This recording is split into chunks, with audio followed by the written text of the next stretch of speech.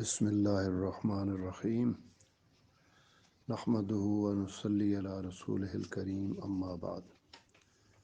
आज की इस मजलिस में हम कुरान मजीद की तिलावत के हवाले से चंद बातें आपसे शेयर करेंगे। आप जानते हैं कुरान अल्लाह की किताब है, अल्लाह का कलाम है, अल्लाह के अल्फाज हैं और दुनिया में इस वक्त वाहिद निशानी रह गई है। अम्बिया तशरीफ़ लाए, वो वापस चले गए।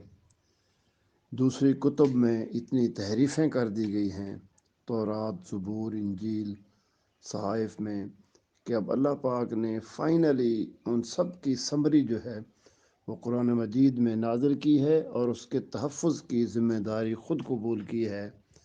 फ़रमाया औज़ु बिल्लाहि मिनश शैतानिर रजीम इन्ना नहनु नज़्ज़लना ज़िक्र व इन्ना लहू लहाफ़िज़ून।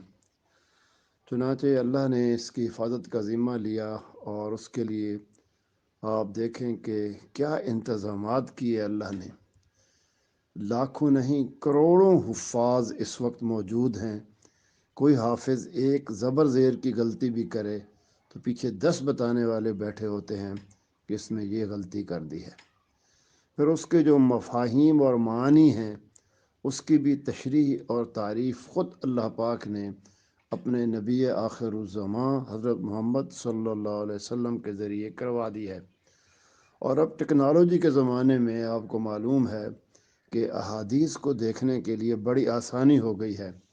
बिलाशुबा रसूल सल्लल्लाहु अलैहि वसल्लम के ज़माना के कुछ अरसा बाद कुछ लोगों ने जाली हदीसें जो हैं वो क्रिएट की हैं, लेकिन अब जो है उनका जानना बहुत आसान हो गया है और टेक्नोलॉजी के ज़रिए अहादीस के मजमूए इस तरह तैयार कर दिए गए हैं कि हकीक सही हदीस और गलत हदीस का आसानी से अंदाज़ा लगाया जा सकता है। चुनांचे कुरान मजीद की ग़ायत ये बयान की गई है कि इंसान इसकी तिलावत करे और इससे हिदायत हासिल करे। यतलू अलैहिम आयातिही व युज़क्कीहिम व युअल्लिमुहुमुल किताब वल हिकमा। रसूल सल्लल्लाहु अलैहि वसल्लम के हवाले से बताया गया है कि आपके ज़िम्मा ये 4 काम थे। तो यतलू अलैहिम आयातिही आम तौर पे इससे मुराद ये समझा जाता है कि कुरान मजीद की रिसाइटेशन करना, यानी पढ़ना, महज इसकी तिलावत करना, जबकि हकीकी तौर पर ये मानी बहुत कमज़ोर हैं। बेशक तिलावत करना भी उसमें शामिल है, लेकिन देखा जाए तो मुख्तलिफ़ मुफस्सिरीन की तफासीर में देखने से ये पता चला है कि इसका कोई एक लफ्ज़ मुकम्मल मानी बयान नहीं कर सकता। मसलन इसके एक मानी पैरवी करना इसके बुनियादी मफ़हूम से करीब तरीन है। पढ़ना सानवी हैसियत रखता है, पढ़ने में भी अल्फाज एक दूसरे के पीछे आते हैं, एक के बाद एक, करीब करीब, मरबूत और बामानी तरतीब में। अगर लफ्ज़ दूसरे के पीछे ना आए या अगर नज़्म व तरतीब का लिहाज ना रखा जाए तो मफ़हूम उलझ कर रह जाता है। इसलिए बुनियादी तौर पर तिलावत का मफ़हूम है पीछे, करीब ही हरकत करना, आगे बढ़ना, एक तरतीब में बहना, तलाश में जाना, किसी नमूने को अपना रहनुमा, उस्ताद और कायद मानना, किसी को साहिब अख्तियार तस्लीम करना, किसी मकसद को अपनाना, किसी बात पर अमल करना, किसी के पीछे चलना, ज़िंदगी के किसी रास्ते को अख्तियार करना, किसी सिलसिला फ़िक्र को समझना और उसकी इत्तिबा करना, या पीछे पीछे चलना। जो लोग कुरान पर ईमान का कोई दावा रखते हैं वो इससे अपना ताल्लुक़ पढ़ने, समझने और इस पर अमल करने के हवाले से कायम करते हैं। कुरान मजीद से इंसान सिर्फ़ हिदायत के लिए ही अगर पढ़े और हिदायत इससे हासिल करने की कोशिश करे तो यही सही तरीन माना है इसका। यूँ तो कुरान मजीद इस वक्त मेरी नज़र में एक मज़लूम तरीन किताब बन गई है।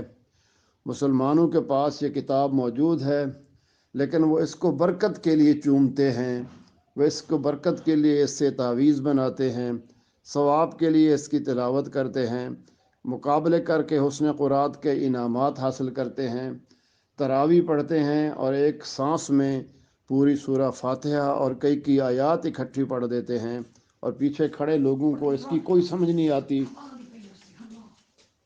چنانچہ قرآن مجید کی تلاوت ایک ایسا عمل ہے جس میں آپ کی پوری شخصیت، روح، دل، دماغ، زبان اور جسم سب حصہ لیتے ہیں۔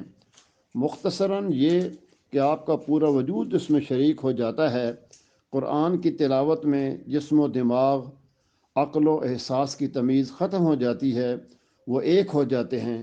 زبان تلاوت کرتی ہے اور ہونٹوں سے الفاظ ادا ہوتے ہیں، ذہن غور و فکر کرتا ہے، دل پر اثر ہوتا ہے، روح جذب کرتی ہے، آنسو آنکھوں میں امڑ آتے ہیں، دل لرزتا ہے، کھال کانپتی ہے اور دل کی طرح نرم پڑ جاتی ہے۔ دونوں کا علیحدہ وجود نہیں رہتا، حتیٰ کہ آپ کے بال بھی کھڑے ہو جاتے ہیں۔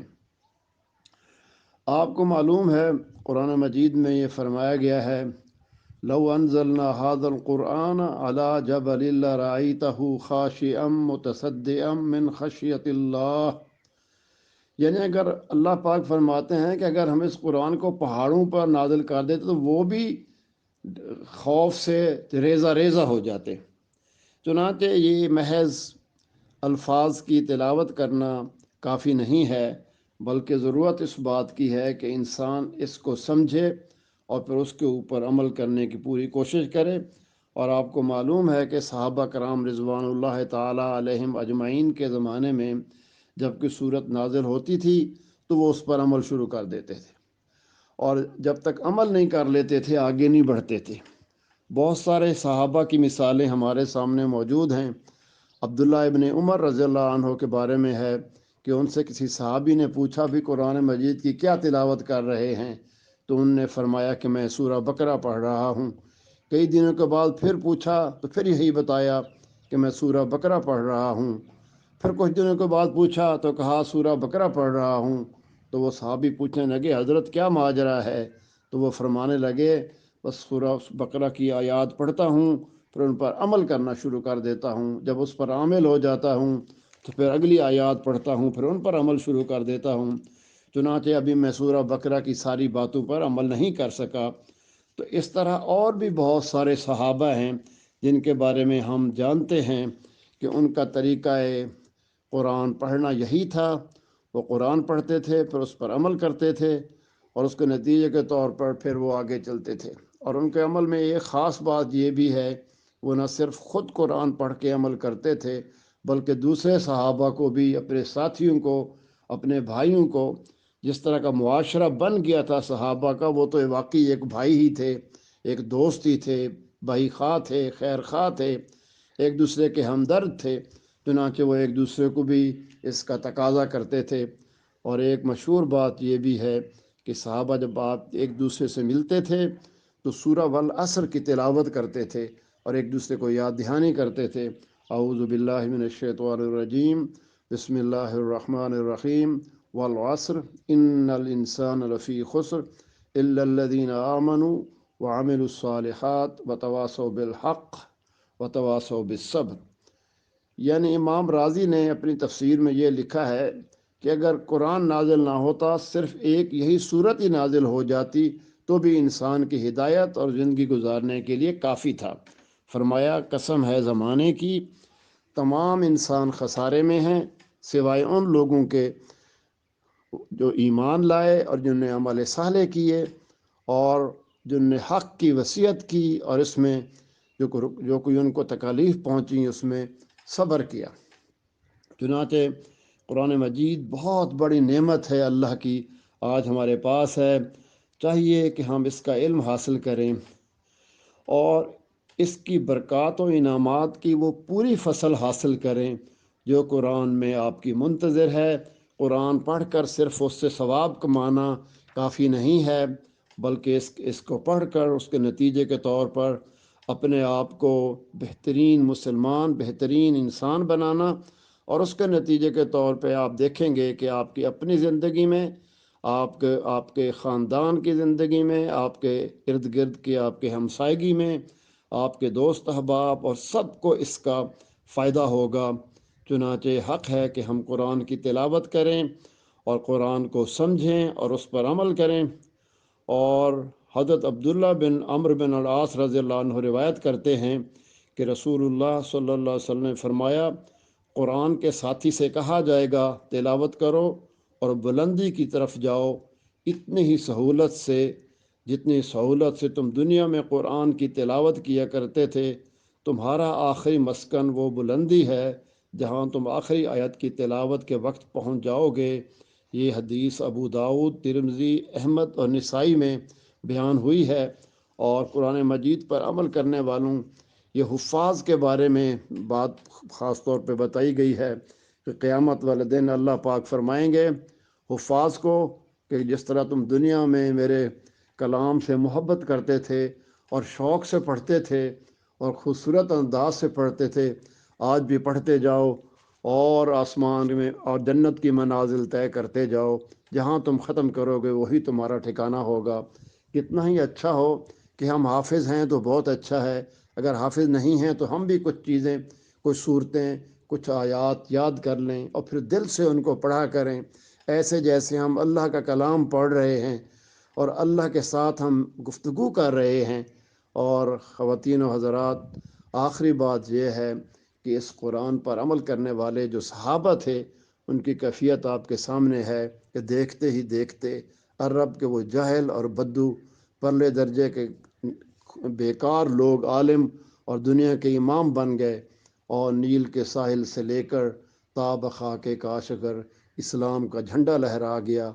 और वो फटे पुराने कपड़ों में जब घोड़ों पर चलते थे, निकलते थे, तो कैसर और किसरा के महल और उनकी फ़ौजें जो हैं इससे लरजती थीं। अल्लाह ताला मुझे भी समझ और अमल की तौफीक दे। आपके लिए भी दुआ है कि अल्लाह ताला हमें इस खूबसूरत तरीन चीज़ जो दुनिया में इस वक्त मौजूद है, इससे फ़ायदा उठाने की तौफीक दे। व आखिर दावाना अनिल हम्दुलिल्लाहि रब्बिल आलमीन।